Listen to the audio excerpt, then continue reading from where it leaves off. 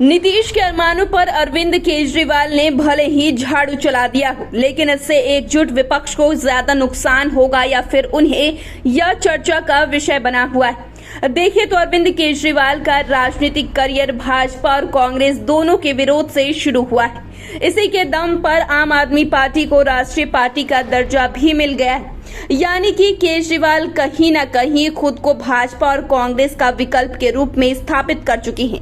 लेकिन जब बात सत्ता की हो तो बड़े बड़े नेता भी पाला बदलने से नहीं चूकते। ऐसे में लोकसभा चुनाव को देखते हुए केजरीवाल भी कांग्रेस के खिलाफ नरम होने की कोशिश कर रहे थे, पर विपक्षी एकता से पहले ही उन्होंने रंग बदलना शुरू कर दिया। ऐसा लग रहा था कि जैसे कि उन्हें नीतीश कुमार का मिशन तो पसंद है, पर वे विपक्षी एकता को आगे बढ़ता हुआ नहीं देखना चाहते हैं।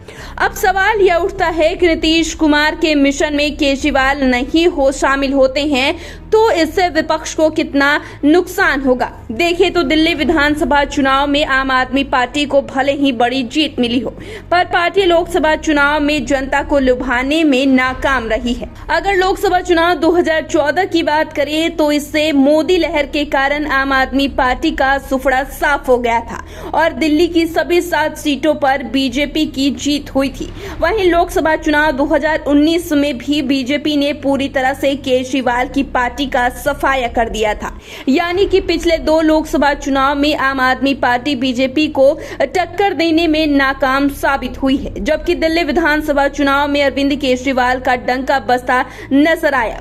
इससे इतना तो साफ है कि क्षेत्र की जनता भले ही विधानसभा चुनाव में केजरीवाल का दिल खोलकर समर्थन करती हो, पर जहां बात लोकसभा चुनाव की आती है वहां दिल्ली के लोगों की पहली पसंद नरेंद्र मोदी हो जाती है।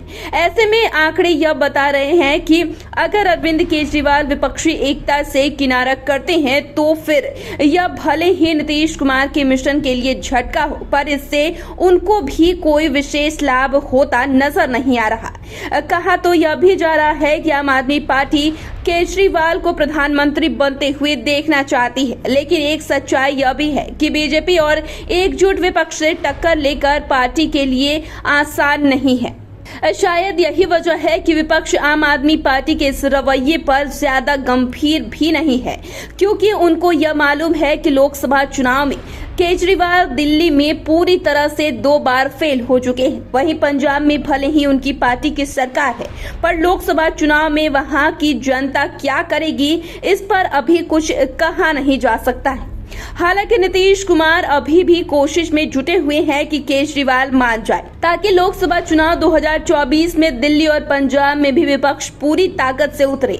पर उनके साथ सबसे बड़ी दिक्कत यह है कि वे विपक्षी एकता के समर्थक तो हैं, लेकिन उन्हें कांग्रेस का नेतृत्व पूरी तरह से स्वीकार नहीं है। यही वजह है कि कभी आम आदमी पार्टी कहती है कि कांग्रेस दिल्ली और पंजाब में चुनाव नहीं लड़े तो पार्टी राजस्थान और मध्य प्रदेश में अपने उम्मीदवार नहीं उतारेगी। वहीं कभी अध्यादेश का राग अलापती है, जबकि नीतीश कुमार का यह मानना है कि कांग्रेस के बिना विपक्षी एकता का कोई मोल नहीं है, क्योंकि देश के राज्यों में अभी बीजेपी के बाद कांग्रेस का ही दबदबा है। ऐसे में अगर केजरीवाल नहीं मानते हैं तो फिर संभव है कि नीतीश कुमार भी उनका मोह त्याग दे। अब देखना यह है कि विपक्षी एकता आगे कैसा रूप लेता है। तो फिलहाल के लिए इतना ही। चैनल को सब्सक्राइब कर ले, फेसबुक पेज को लाइक कर ले। वीडियो देखने के लिए आपका शुक्रिया।